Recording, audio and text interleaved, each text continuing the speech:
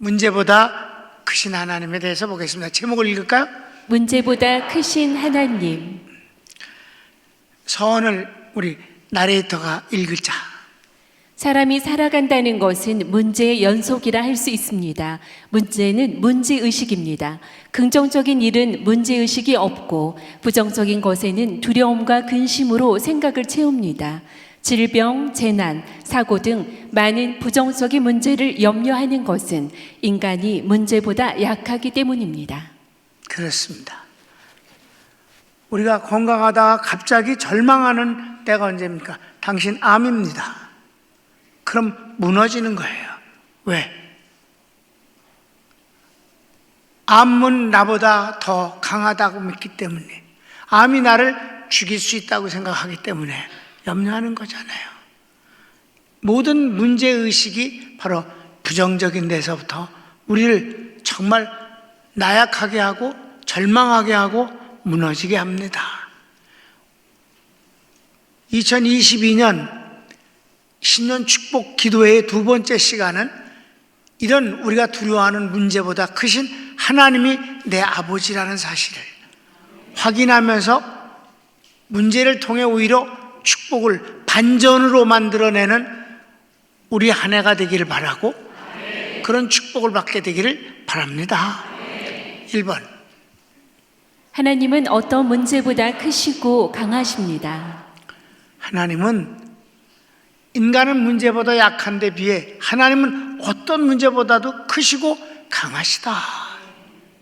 지난번 그 10월 달에 거기 제주도 갔어요. 왜 갔냐면 결혼 50주년 금혼식이기 때문에. 그래서 하루짜리 여행을 갔습니다. 근데 한 5번이나 제주도를 그동안 가면서 갈 때마다 그 자리를 꼭 찾고 싶었어요. 그런데 어떤 운전기사도 못 찾아줘요.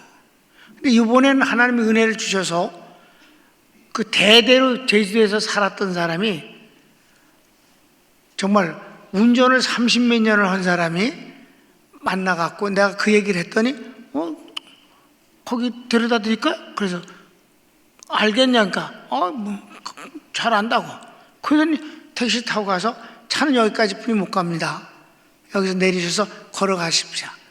그 걸어갔더니 옛날에 그것이 금방 눈에 탁 들어오더라고요. 그러니까 그래서 깜짝 놀랐고 51년 만에야 51년 만에 거길 간 거예요. 근데 그 사진이에요. 바로 그때 제주도에는 태풍이 1년에 몇 차례가 꼭 옵니다. 태풍의 길목이니까. 근데 그동안에 이제 기록으로 남는 것이 한 60년 정도 된다예요. 그 기록이. 그런데 그 중에 2개가 큰 태풍이 있는데 그 중 하나가 빌리예요. 근데 그때 당시 제주도 제주시 쪽의 바다는 조용했어요. 많은 외국 배들이 또 고기 배들이 다 제주항에 몰려 들어왔고 그냥 그 제주항이 꽉 차긴 했어도 바다는 조용해요. 왜? 한라산이 막아주고 있으니까. 그런데 옆에서 바닷가에 있었는데 그때 방송 기자가 서귀편 말도 못한다고. 그래, 자기가 서귀포에 갔다 왔대. 근데 막 말도 못한대, 파도가. 그러니까 내가 그거 얘기를 듣고 한번 가보고 싶다. 정말 내가 그런 기회를 또 얻겠는가 내 일생에. 정말 한 번도 그 뒤에는 얻지 못했어요. 그래갖고 택시들이 이렇게 서 있는 그쪽에 가서 저기 서귀포에 갈 분 있어요? 그러니까 거기 미쳤냐고 거기 가게 뭐 이러면서 사람들이 간다고 안 그래. 그래서 내가 그냥 택시비 갖고는 안 되겠구나. 일당 줄게. 갔다 오면 일당 드리겠어요. 그랬더니 어떤 젊은 이제 기자가 그럼 가보자고. 가서 만약에 길이 막혀 있으면 돌아오는 겁니다. 그래서 그 돌아올 때는 그냥 메타 요금만 주겠다. 근데 서귀포를 가서 갔다 오면 내가 일당을 주겠다. 그랬더니 이제 516 도로라는 것이 그때 당시 있었어요. 지금은 아주 그게 넓지만 옛날엔 1차선이었어요. 그래서 글로 넘어가는데 가면서 마주오는 차를 한 대도 만난 적이 없어요. 그게 우리만 간다는 얘기야.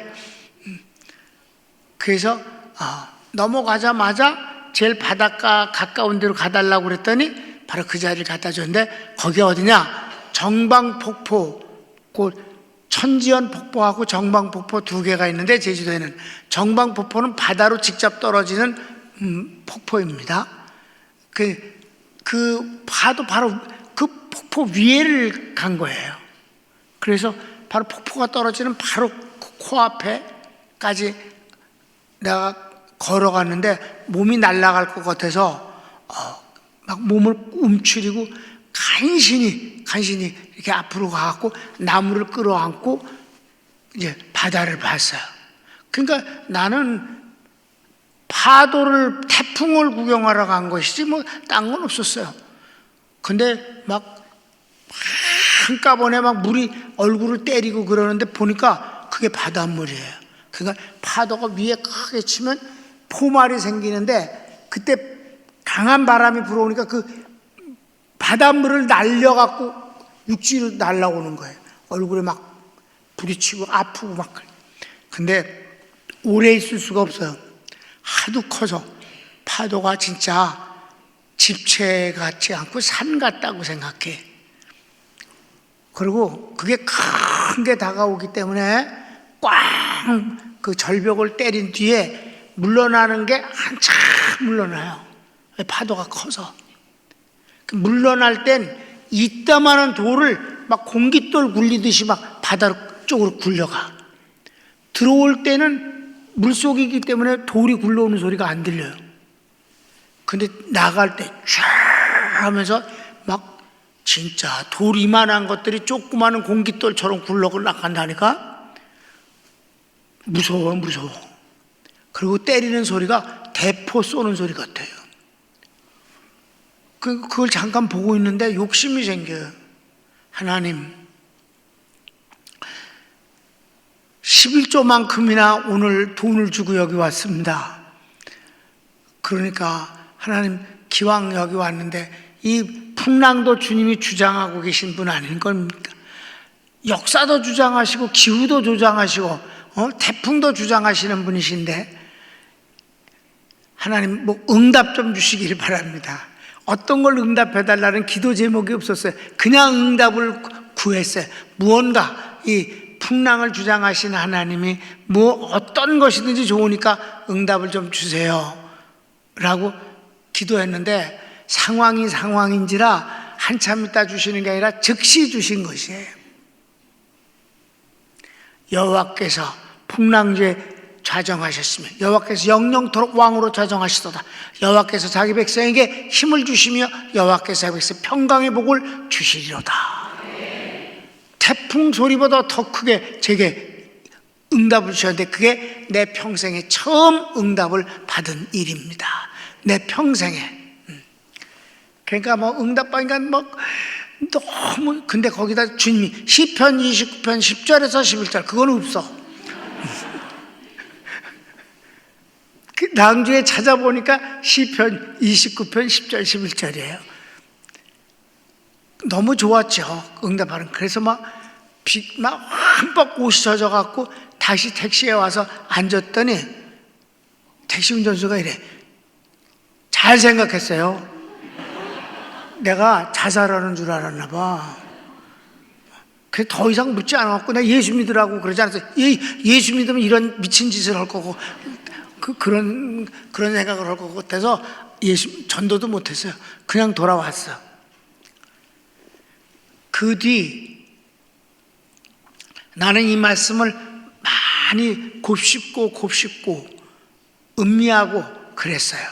그래서 거기서 나온 가장 간단한 주제는 문제보다 크신 하나님입니다.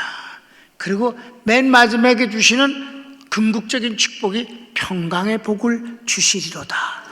그래서 여러분, 우리 교회 이름이 평강교회가 된 것이 거기서 기인됐음을 아시기 바랍니다. 자, 이제 내용을 보겠습니다. 가르치고 1번. 태풍 문제 위에 좌정하신 하나님이십니다. 우리는 문제 때문에 두려워해요. 근데 하나님은 문제 위에, 문제를 깔고 좌정이란 뜻이 뭔지 알아요? 이 좌정이란 단어는 옛날 단어예요. 양반다리하고 앉는 걸 좌정이라고 그런다고. 옛날에 보면 이제 손님이 오면 운목과 아래목이 있다고. 그러면 손님이 오면 그 위에 어른이 오면 운목을 이렇게 비워놓고 좌정하시지요. 그러면 하면서 거기 가서 양반다리, 이렇게 꼬는 다리를 탁 하고 방석 위에 앉는 것을 좌정이라고 그런다. 편안하게 권위 있게 앉아서 주변들을 이렇게 다스리는, 압도하는 그런 권위에 있는 자리가 좌정입니다. 여러분, 하나님은 풍랑 가운데서 좌정하고 계시다.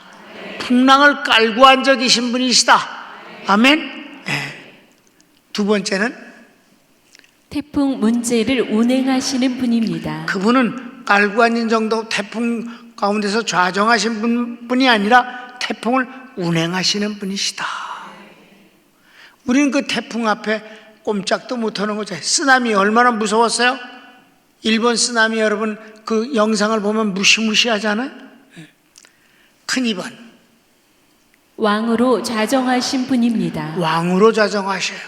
왕을 그냥 태풍만 깔고 한 적이, 태풍보다 크신 분으로가 아니라 이 하나님은 모든 것에 왕으로 좌정하신 하나님이시다. 그래서 가르치기 1번. 절대적 명령권을 갖고 계십니다. 왕이란 뭐예요? 절대적인 명령권을 갖고 있어요. 그가 말을 하면 그것은 그냥 그게 법이에요. 여러분, 이 풍랑에 대해서, 문제를 향해서 주님은 어떤 명령을 하셨는지 한번 볼까요? 마가복음 4장 39절 보면 시작. 예수께서 깨어 바람을 꾸짖으시며 바다더러 이르시되 잠잠하라 고요하라 하시니 바람이 그치고 아주 잔잔하여지더라. 아멘. 갈릴리 호수가 뒤집어지는 때가 있어요. 왜냐하면 갈릴리 호수는 양쪽에 높은 산이 있어요. 그리고 계곡입니다. 거기에 또 큰 호수가 있는데 워낙 크기 때문에 바다라 부르는 것입니다. 그런데 그 양쪽 그 계곡 사이에 보통 때는 안 그러는데 바람이 들어와서 여기 빠져나가질 못하고 돌면은 바다에서 생겨지는 파도 같은 엄청난 파도가 생겨요. 굉장히 자주는 안 생기는 건데 기후에 의해서 저 하늘 높이 있는데 기온이 차거나 그랬을 때 이게 돌아왔을 때 아주 굉장한 그 파도가 생깁니다. 그러니까 일반 호수에서는 안 생기는 일을 바다에서나 생기는 일이 이 갈릴리 호수에서는 생길 때가 있어요. 근데 그때 제자들이 굉장히 떨었어요. 배가 뒤집어 죽을 것 같았어요. 그랬을 때 주님이 바다야 잔잔하라 라고 명령하시니까 금방 바람이 멈춰지고 바다가 잔잔해졌더라. 그래서 제자들이 뭐라 그랬어요? 이가 네 시간대 바다조차 순종하는고 라고 그 뒤에 성경 구절이 이어지고 있는 것입니다. 하나님, 우리 주님은 문제를 향해서 명령하시는 분이에요. 잠잠하라 라고 하시는 분이다 이 말입니다. 그러므로 우리가 그분을 의지할 때 나는 그 문제보다 약한데 그분이 그 문제를 향해서 잔잔하라고, 제자들이 그래서 죽을 줄 알았던 자기들을 주님께서 구해 주시는 데 대해서 놀라워했다 이 말입니다. 뿐만이 아니에요. 주님은 풍랑이 있는 위로, 가르치기 2번. 문제 위로 걸으시는 분입니다. 문제 위로 걸어서 떨고 있는 제자들을 향해서 바다 위로 걸어오시는 거예요. 주님은 문제보다 크신 분입니다. 성경을 읽어볼까요? 마태복음 14장 25절. 밤사경에 예수께서 바다 위로 걸어서 제자들에게 오시니 그 다음에 주님 베드로가 말합니다. 베드로가 대답하여 이르되 주여 만일 주님이시거든 나를 명하사 물 위로 오라 하소서 하니 오라 하시니 베드로가 배에서 내려 물 위로 걸어서 예수께로 가되 바람을 보고 무서워 빠져가는지라 소리질러 이르되 주여 나를 구원하소서 하니 예수께서 즉시 손을 내밀어 그를 붙잡으시며 이르시되 믿음이 작은 자여 왜 의심하였느냐 하시고 배에 함께 오름에 바람이 그치는지라 배에 있는 사람들이 예수께 절하며 이르되 진실로 하나님의 아들이로소이다 하더라. 아멘. 주님이 물 위로 걸어오셨어요. 그게 잔잔한 물이 아니에요. 굉장히 풍랑이 심한 때였습니다. 사람들은 유령이다. 바다 사람들이 갖고 있는 어떤 그 속설이 있어요. 바다에서 귀신을 보면 반드시 죽는다. 그러니까 유령이다. 이제는 우린 죽었다.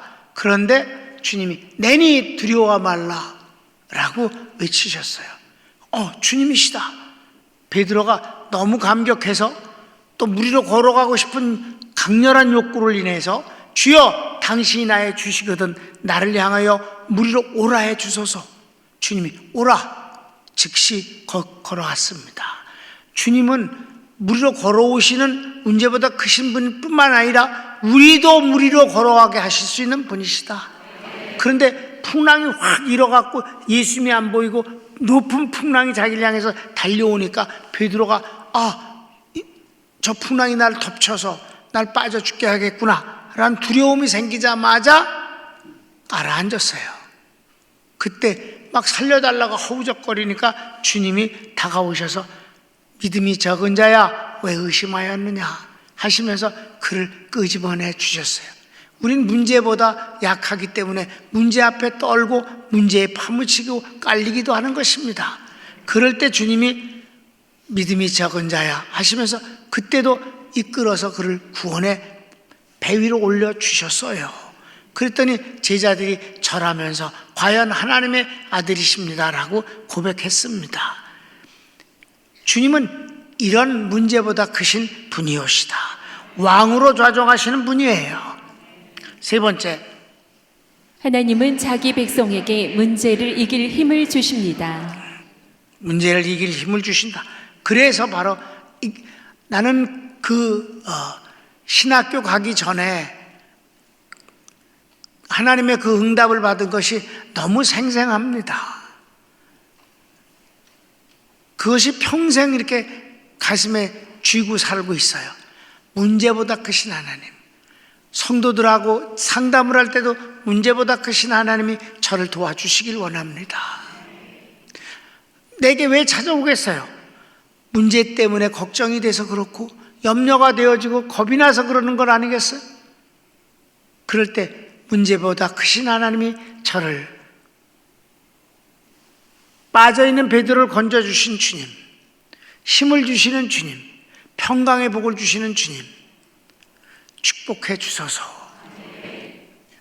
딱 한 번의 일생에 단 한 번 체험 있는 것이 일생을 살아가면서 수백 번, 수천 번, 그것은 언제든지 하나님의 은혜로서 응답이 되어진다는 사실입니다. 그래서 1번, 말씀은 능력입니다. 우리에게 주시는 힘이 있어요. 문제를 이기게 하시는 힘이 있는데 그게 뭐냐? 말씀이에요. 여러분이 이렇게 말씀을 듣잖아요. 뭐 잊어먹기도 하고 그렇습니다. 또 생각나기도 하고 이런 세월이 계속 반복하는 거예요. 아이들이 키가 크는 게 보입니까? 그래도 오랜만에 보면 우쩍 컸단 말이에요. 엄마는 키 크는 게 안 보여. 본인도 몰라 키 크는 걸. 말씀을 들으면서 자신이 믿음이 얼마나 잘하는지 모르지만 말씀을 이렇게 끊임없이 예배를 통해서 들을 때 믿음은 자라는 것입니다. 그 말씀이 그를 문제를 이기게 되어지는 면역력이 생기는 것이고 능력이 된다는 사실을 잊지 마십시오. 말씀이 능력에 마가복음 11장 14절 그리고 그 뒤 말씀을 봅시다. 시작. 예수께서 나무에게 말씀하여 이르시되 이제부터 영원토록 사람이 내게서 열매를 따먹지 못하리라 하시니 제자들이 이를 듣더라. 주님이 말씀으로 나무를 저주하셨어요. 그랬더니 20절 봅시다. 그들이 아침에 지나갈 때 무화과 나무가 뿌리째 마른 것을 보고 베드로가 생각이 나서 여짜오되 라비어 보소서 저주하신 무화과 나무가 말랐나이다. 예수께서 그들에게 대답하여 이르시되 하나님을 믿으라. 내가 진실로 너희에게 이르노니 누구든지 이 산더러 들리어 바다에 던져지라 하며 그 말하는 것이 이루어질 줄 믿고 마음에 의심하지 아니하면 그대로 되리라. 아멘. 말씀을 주신 것이 곧 우리에게 힘을 주시는 것입니다. 주님이 무화과나무를 저주하셨어요. 그것은요, 잔인한 짓도 아니에요. 그리고 열매가 없음으로 저주하셨다는데, 여러분, 그때 당시 예수님이 십자가에 죽으실 당시는 이스라엘에 무화과나무가 익어서 딸 때가 아닙니다. 2달은 더 있어야 열매가 이제 열립니다. 맺어지고 익어가요. 그런데 그냥 나무 한 그루를 죽이시면서 말씀이 얼마나 능력이 있는 것인가를 보여주신 것이고, 그 말씀을 그대로 믿으면 그도 능력이 있는 사람이 된다는 것을 말씀하신 것이에요. 그러니까 저주하신 나무가 말랐나이다 그랬더니 주님이 열매 얘기를 하신 게 아니라 하나님을 믿으라 라고 하셨습니다. 이 하나님을 믿으라는 원어는 에케테 피슨 네우라고 해서 have faith of God, 하나님의 믿음을 네가 가져라. 하나님의 믿음은 하나님의 말씀입니다. 하나님의 말씀을 가지면 그것이 하나님의 믿음을 갖는 것이고, 하나님의 믿음을 갖게 되면 하나님과 똑같은 역사가 일어나는 결과를 얻음으로, 그래서 힘을 주시는 방법인 것입니다. 말씀. 그래서 말씀을 주신 것은 곧 우리를 도우시는 축복이에요. 힘을 주시는 것입니다. 두 번째는 뭘 주셨을까요? 성령님은 성도의 보혜사입니다. 우리에게 주신 또 하나의 큰 선물, 우리를 도와주시는, 힘을 주시는 건 성령님이에요. 우리가 문제보다 약하기 때문에 두려워하잖아요. 그런데 성령님은 문제보다 크신 하나님이십니다. 그 하나님이 나의 보혜사로 오신 거예요. 거기다가 그 보혜사는 혼자 오는 게 아니라 혼자 천사를 데리고 다니시면서 우리를 도우시는 거예요. 여러분, 기적이라는 얘기를 가끔 할 때 그것은 기적적으로 어떤 사고에서 우리가 보호받았을 때 그건 천사의 손을 의탁하사 주님이 우리를 기적적으로 보호해 주셔서 죽지 않게 하시는 겁니다. 성령 그분은 우리를 도우시는 보혜사예요. 뭐 너무너무 많은데 그냥 한 군데만 보겠어요. 요한복음 14장 12절. 내가 진실로 진실로 너희에게 이르노니 나를 믿는 자는 내가 하는 일을 그도 할 것이요 또한 그보다 큰 일도 하리니 이는 내가 아버지께로 감이라. 여기서 말씀이 빠진 게 있어요. 설명이. 내가 아버지께 가서, 여기 14장 12절에 말씀하신 거예요. 16절에 곧바로 예수님은 내가 아버지께로 가서 다른 보혜사를 너에게 보내어 주겠다. 그 다른 보혜사는 나처럼 떠나는 게 아니라 영원히 너희 속에 계시겠다. 그러면서 도와주시는 거예요. 어떻게? 주님이 하신 일을 똑같이 할 수 있게 해주시고 오히려 양적으로 더 많이 할 수 있게 해주겠다. 이게 바로 하나님께서 우리를 도우시는 힘입니다. 내가 어떤 일을 하는 게 아니라 말씀 자체가 능력이며 보혜사 성령님이 우리를 도와주시는 것이에요. 마지막 4번. 평강의 복을 주십니다. 평강은 하나님이 내 편, 나는 하나님 편이 되어 문제를 다스리는 능력입니다. 아멘. 나는 응답을 받고 앞부분 건 다 이해가 쉬웠어요. 근데 맨 마지막 궁극적인 축복이 평강의 복이잖아. 여호와께서 자기 백성에게 평강의 복을 주시리로다. 아, 평강의 복이 마지막이 아니냐, 이 평강의 복이 어떤 걸까 하고 이제 신학교를 다니면서 평강이라는 이 단어를 연구를 깊이 하게 됐습니다. 은혜와 평강이라는 단어가 항상 같이 나오고, 평강과 은혜는 말은 없어요. 은혜와 평강이에요. 그리고 독단적으로 평강이라는 단어도 많이 나와요. 에이레네라는 이 단어는 바로 하나님이 내 편, 내가 하나님 편에서 같은 편이 돼갖고 문제를 다스려 반전되어주는 축복의 열매를 맺는 것이다. 얼마나 근사하고 좋아요? 문제 없는 인생이 없어요. 문제 없는 교회가 없어요. 사는 것 자체가 문제의 연속입니다.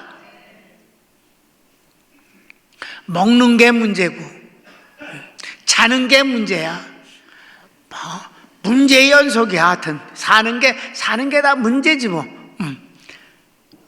근데 평강의 복을 주신다는 이 평강이 그냥 편안하다는 뜻이 아니라 하나님이 내 편, 나는 하나님 편.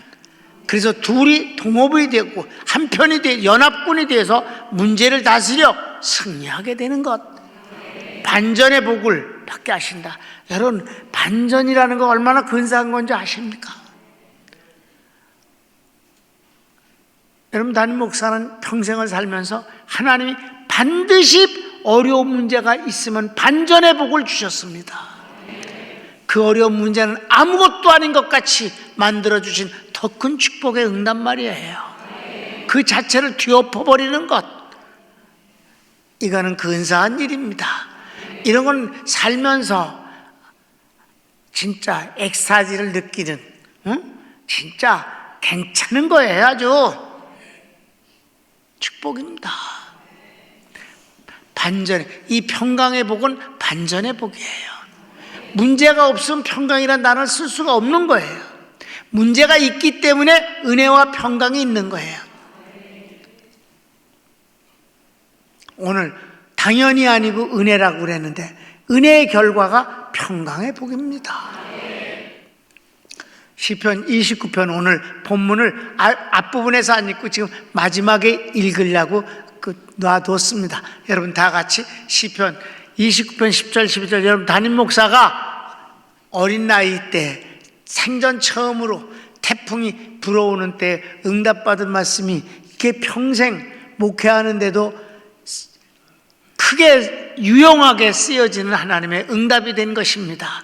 그러므로 하나님의 응답은 참으로 귀한 것입니다. 다 같이 읽고 마치겠습니다. 시작. 여호와께서 홍수 때에 좌정하셨으며 여호와께서 영원토록 왕으로 좌정하시도다.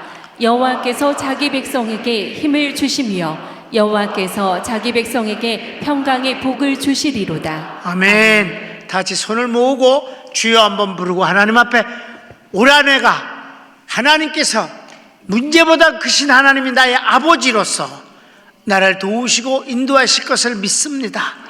중요한 건 평강의 복인데 하나님만 내 편 되라고 하지 말고 내가 하나님 편 되겠습니다. 내가 하나님 편 되어서 하나님과 더불어서 하나님이 기뻐하시는 일을 이루어 드리겠습니다. 주여 한번 부르기도 합시다. 주여.